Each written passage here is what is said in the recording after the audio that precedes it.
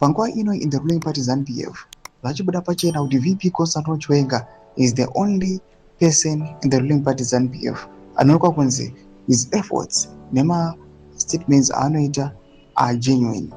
Ma-efforts anoita kudefenda the constitution kuita kuti nyika yese Zimbabwe iwane in equal share. Azobuda kuti VP Constantine Chiwenga is the only genuine voice in the ruling party ZANU-PF. Sana pena mashoko aribuda panguva ino.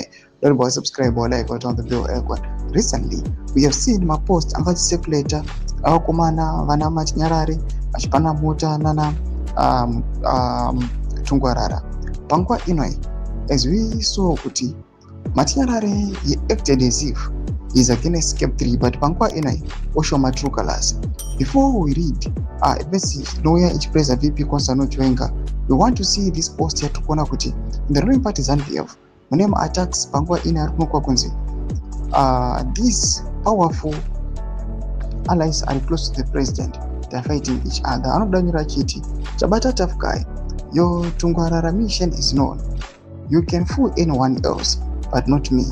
You never supported resolution number 1 because you support the VP agenda. You never supported K3, but you stand to support Tungwarara. Why? Not that. Your team is supporting Machinyarare to fight Dr. Tagure, or at least they move with their weaponized empowerment drive and their flawed war veteran support while sabotaging our president.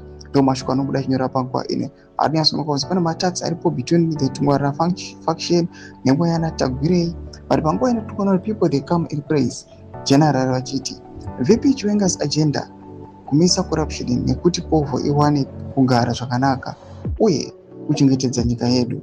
Is there any other agenda yavanayo tiudzewo wava kufarisa manje iwewe?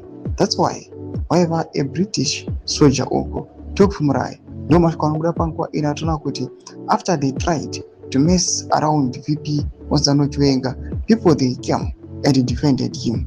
Pinda comment section meloza fundo any more kudipa pamusoro pechitiko ichi. So subscribe or like, or turn on the bell icon.